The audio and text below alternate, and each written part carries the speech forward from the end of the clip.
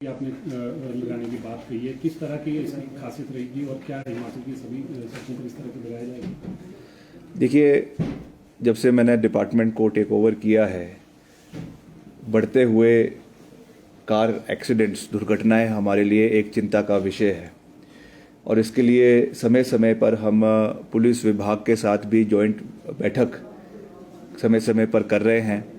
कई black spots को identify प्रदेश के अंदर किया गया है। उनमें से बहुत से ब्लैक स्पॉट्स पे जो है क्रैश बैरियर्स लगाने का कार्य भी हुआ है। अभी हमें कुछ पैसा जो है वो एनडीआरएफ के माध्यम से भी आया है और उसमें भी मैंने अपने विभाग को निर्देश दिए हैं कि उनको उस जगहों पे लगाए जाए जहाँ पे इसकी सख्त आवश्यकता है।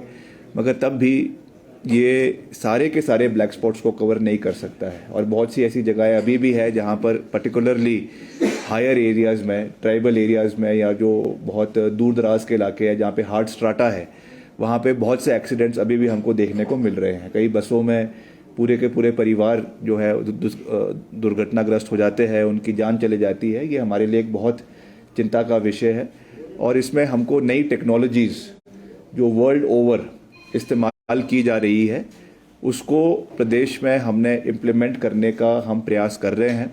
अभी एक दो दिन पहले हमें ये जानकारी प्राप्त हुई थी कि एक ऐसी टेक्नोलॉजी जो है वो ग्लो पेंट की, नियॉन जो आपका ग्लो पेंट है, उसका इस्तेमाल जो है कई यूरोपियन कंट्रीज़ में और ऑस्ट्रेलिया में करवाया जा रहा है।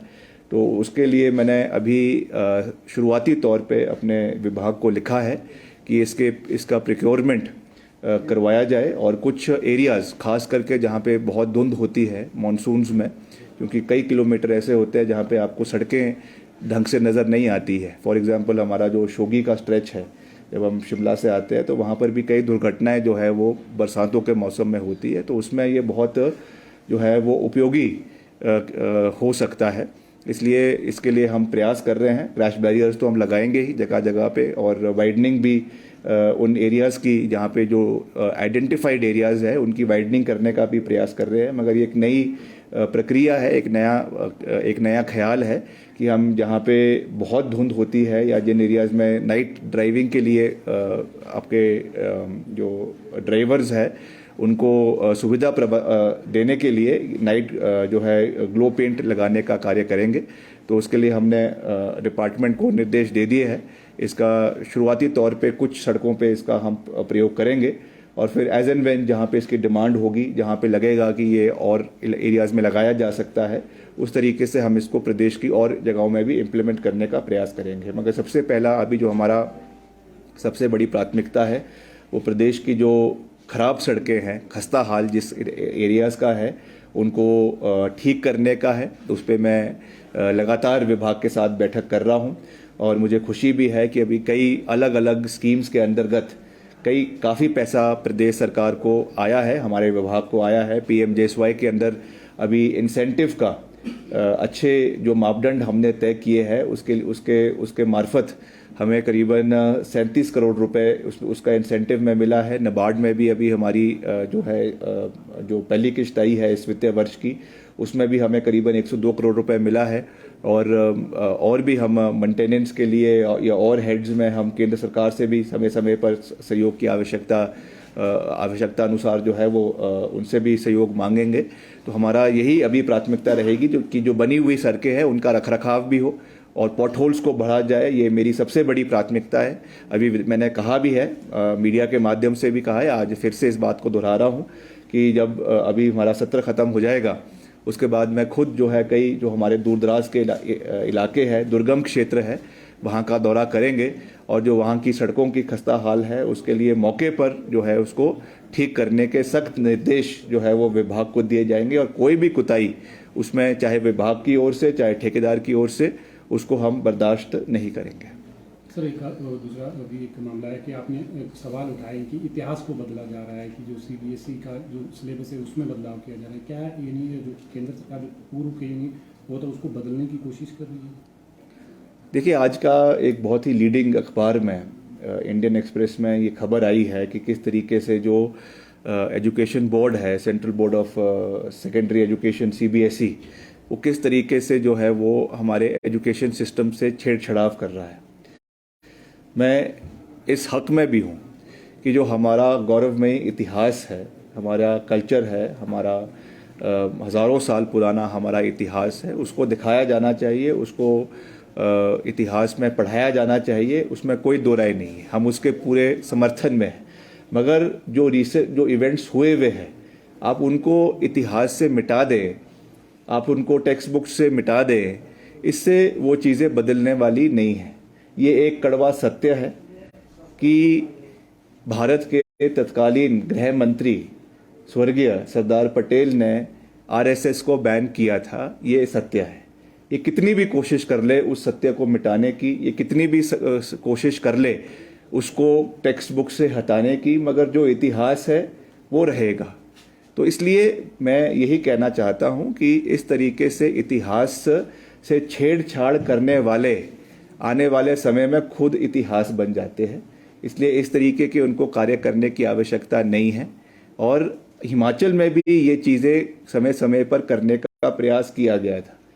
हिमाचल की जो राजधानी है शिमला, इसका नाम भी जो तत्कालीन शहरी विकास मंत्री थे, पता नहीं उनको किसकी जो है वो दिव्य दृष्टि आई थी कि शिमला का नाम बदलने चले थे।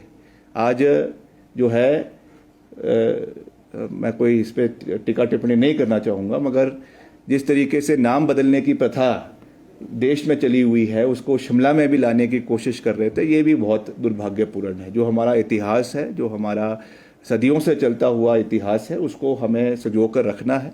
और ये ज़रूर है, जैसा मैंने पहले भी कहा, कि अगर कुछ उसमें कमियां रह गई हो, उनको अगर इनकॉर्पोरेट करना है, उसमें हमको कोई भी जो है वो एतराज़ नहीं है। मगर अपने राजनीतिक दृष्टिकोण के हिसाब से अगर आप इतिहास को बदलने की कोशिश करेंगे तो ये हमारे देश के भविष्य के लिए कोई शुभ संकेत नहीं है। इसके अलावा नगर निगम के चुनाव भी होने हैं आपके लिए, कि 4 वार्ड पड़ते हैं। आज विपक्ष ने सदन में भी काफ़ी हंगामा किया है, और किस तरह से देखते हैं इसको, क्या लग रहा है, घबरा गई है? नहीं, विपक्ष का तो काम ही हंगामा करना है, और विपक्ष हंगामा करते रहती है और मुद्दों के ऊपर बोलते नहीं है। जब बोलना होता है तो विपक्ष जो है वो वॉकआउट कर देते हैं। जैसा मुख्यमंत्री जी ने भी कहा कि अगर सही मायने में अगर उनको इसके ऊपर चर्चा करनी होती, जब ये बिल लाया गया था तो उस समय विधानसभा के अंदर चर्चा करते, मगर उस समय उन्होंने इस पर वॉकआउट कर दिया। मगर तब भी हम इन चुनावों के लिए पूरी तरीके से तैयार है। वैसे तो ये चुनाव जो है वो विधानसभा चुनाव के पहले हो जाने चाहिए थे, मगर इसमें जो कमियां रही, जो इसमें आपूर्तियां रही, उसकी वजह से नहीं हो पाया। बाकी इसमें कोर्ट का भी माननीय हाई कोर्ट का इसमें स्टे ऑर्डर था, जिसकी वजह से नहीं हो पाया था। तो अब सारी इसकी जो अनियमितताएं हैं उनको हटा दिया गया है, रोस्टर को भी बदला गया है, और अब हम पूरी तरीके से तैयार है। मेरे निर्वाचन क्षेत्र में 4 वार्ड आते हैं और बाकी टोटल अब 34 वार्ड पूरे इस म्यूनिसिपल कॉरपोरेशन के लिमिट में आते हैं। तो उसमें हम पूरी तरीके से मिलकर लड़ेंगे, और कांग्रेस पार्टी ने अभी हाल ही में प्रदेश में जीत दर्ज करी है। और जिस तरीके से प्रदेश सरकार की कार्यप्रणाली है, और मिलकर हम संगठन और सरकार के साथ मिलकर चुनाव लड़ेंगे और इन चुनावों को जीतेंगे। और शिमला में कई साल बाद फिर से जो है वो आपका मेयर और डिप्टी मेयर दोनों कांग्रेस पार्टी के बनेंगे, और हम मिलकर शिमला का विकास भी और प्रदेश का विकास भी आने वाले समय में जो है वो करने का पूरा प्रयास करेंगे। प्रभ दयाल गजाधारी ज्वेलर्स, जो है पिछले 75 सालों से आप सभी का भरोसा, आपकी खुशियों के साथ। आशा पूर्णी मंदिर, पठानकोट से मनचंदा टावर, ढलोजी रोड। प्रभ दयाल गजाधारी ज्वेलर्स, जो है पिछले 75 सालों से आप सभी का भरोसा, आपकी खुशियों के साथ। आशा पूर्णी मंदिर, पठानकोट से मनचंदा टावर, डलहौजी रोड। प्रभ दयाल गजाधारी ज्वेलर्स, जो है पिछले 75 सालों से आप सभी का भरोसा, आपकी खुशियों के साथ। आशा पूर्णी मंदिर, पठानकोट से मनचंदा टावर, ढलोजी रोड। सुजीत सिंह है, और मैंने ये पठानकोट में डिफेंस रोड पे शोरूम खोला है आरपीएम के नाम से।